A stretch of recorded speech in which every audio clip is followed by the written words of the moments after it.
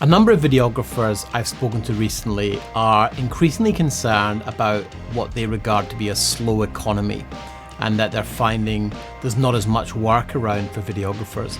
So today what I want to do is talk to you about why I think that's happening, but also what you can do when there is a slow economy to actually bolster your business and actually give you more opportunities. If the last couple of years taught us anything about business, is that there are always things out with your control.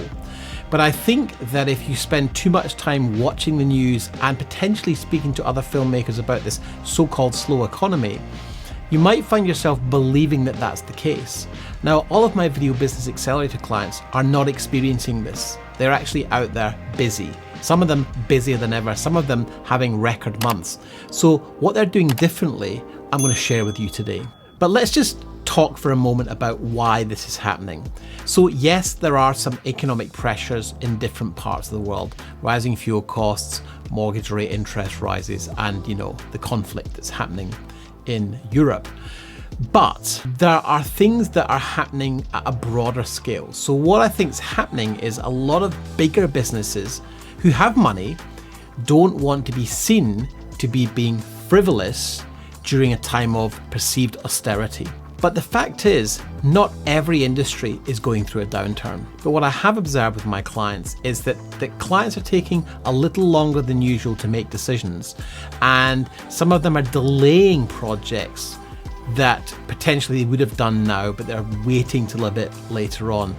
And I think that's all going to settle down, but at the moment it is making some videographers a bit nervous. So that's all out there stuff. So what about what you can control? Now, first of all, you can control what you consume, and I would avoid television news, mainstream television news, because a bit like when we had COVID, it will start to fill your brain with lots of negativity. And the truth is, there are challenges out there in the marketplace, but there's always challenges in the marketplace. And all that's happened is we've come out of a 2-year period with the pandemic into a tough period where financial insecurity is becoming more dominant. What you can do is control the aspects you can control, and that's what I want to share with you today. If you survived the pandemic, then you can survive this. But you do have to make a conscious decision about what you consume and what you can control. The first thing to do is to review your target market. Now, if you've known me for a little while, I always talk about the power of niching. And the power of niching is in your marketing message. Too many videographers try and be jacks of all trades and videographers to anyone who'll pay them. And that is not the best way to build your business. By going niche, you focus on a single target market at a time, allows you to go and market to that target market in a very specific way. A way in which they will respond by thinking that you are the only option because you're a specialist in that field. So is your target market recession proof? One industry that's making a lot of money just now is the financial industry. So there's an opportunity that perhaps you haven't considered. Healthcare also has a lot of growth and expansion at all times. I've got a client who does a lot of work for aged care. Again, the population is aging, they still need to promote that. There's opportunities in education, in schools, in universities. People are still competing for students and for clients, and so all of these offer an opportunity to create video content. Government organisations also have a need and a compliance to communicate certain messaging. So are you perhaps not looking in the right places? So have a good look at your target markets and ask yourself the question, is there any blind spots that I'm not seeing? Are there markets I could go into that I haven't considered? The second thing to look at is your offer. What is it you're actually offering to the market, and is it irresistible? One thing I see a lot of is video production websites that all look the same. Showreel, we love telling stories. Hey, book a call, we're really cool. But if you look at any website by Googling video production in your town or city, there'll be 5 or 6 or 10 websites that virtually look the same. There's very little point of difference.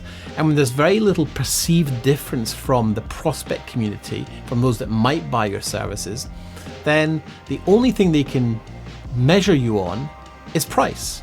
And therefore, they can only compare one company to another based on price. If you're a specialist, if you're niche and you look to the right markets, you can tailor your marketing message specifically to suit that market. Your video service has to solve a problem for a client.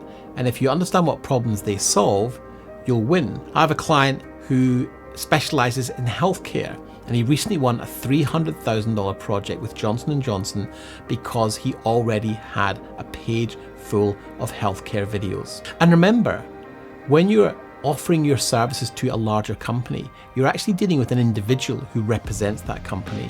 So make sure you communicate effectively and make sure you're talking about the services you offer in a language that industry understands. My third tip for you is about marketing.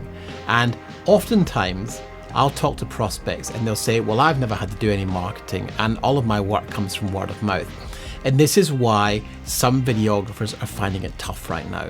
In a buoyant market when there's lots of money around, word of mouth will pretty much get you there. But in a market where the financial constraints are tightening a little bit, you have to work harder for the sale. The opportunities are still there, they're just not as easy and as available. Do you have a marketing strategy? And if not, maybe now's the time to start thinking about that. Now, marketing in its most basic form is putting the right offer in front of the right audience at the right time. So that's your starting point. Who are you targeting? What is it you're offering? And what is unique about the way in which you deliver your service? One of the easiest ways to get new business is to use LinkedIn Sales Navigator. If you connect with 20 connections a day in a target market every single day, and you post 3 posts a week on LinkedIn, and a tip here is behind the scenes photographs do really well on LinkedIn, and then you engage people in messaging that's cool and laid back and friendly. If you do 20 connections a day, 5 days a week, that's 100 connections a month. Over 3 months, that's 1,200 connections. You will end up with about 25% of those people accepting your connection and between 7 and 10% actually engaging a conversation. I had a client recently who did this in early January and won $12,500 worth of work because the person she connected with said, hey, this is perfect timing, we actually need someone right now. Wayne Gretzky was a famous ice hockey player who said, you miss 100% of the shots you don't take. So what you have to do if you want to survive this economic downturn is to work harder than anybody else to get in front of opportunities, because people still need video and people are still spending money on video. They're just being more discerning. So work harder to impress them. And if you connect on LinkedIn every day, that is one strategy that will not cost you any more than your time and will be highly effective. My fourth tip for you is to ensure your messaging is congruent across all of your social media channels. So your LinkedIn channel, your website, your Instagram, your Facebook, any other channel that you have. The messaging must be congruent. People want to see that you are trustworthy, and the easiest way to build trust is to make sure your message is congruent and consistent across all social media channels. And if you've got content on a social media channel that doesn't reflect what you do now, take it off, get rid of it. If it doesn't serve your current offer, it's not helpful to be there. One of my pet peeves is seeing commercial video operations with personal projects or film projects or music video projects on their website, thinking that the client will somehow think that's more impressive because they've done that. If you work in healthcare and you're looking for a healthcare videographer, you don't want to see documentary projects, music video projects, or any sort of film projects that don't relate to the work that you are looking to hire for. This is very important. Clients only ever care about what's in it for them. So take anything off your website that doesn't reflect the offer you're currently putting into the market. Next up is a very untapped opportunity with Google My Business. Google My Business is a free service on Google that is essentially a backdoor into SEO for Google. If you fill out the Google My Business profile, upload as many photographs as you can from behind the scenes shoots, write a biog, write some services that you offer, and then go and get Google My Business reviews 5-star reviews are a very high ranking metric. So go and reach out to every client you've ever worked with and ask them if they'd give you a 5-star Google review. Now, it's very important when you respond to that review that you actually respond and talk about the products and services that you offer, because that helps you get more opportunities. And the really cool thing is that you can take the 3 pieces of content you make for LinkedIn a week and also post them on Google My Business. So you've got fresh content going on to Google My Business, and that way you get a backdoor into SEO. If you Google any business and they have a Google My Business profile, they show up above the fold in the results before the SEO results.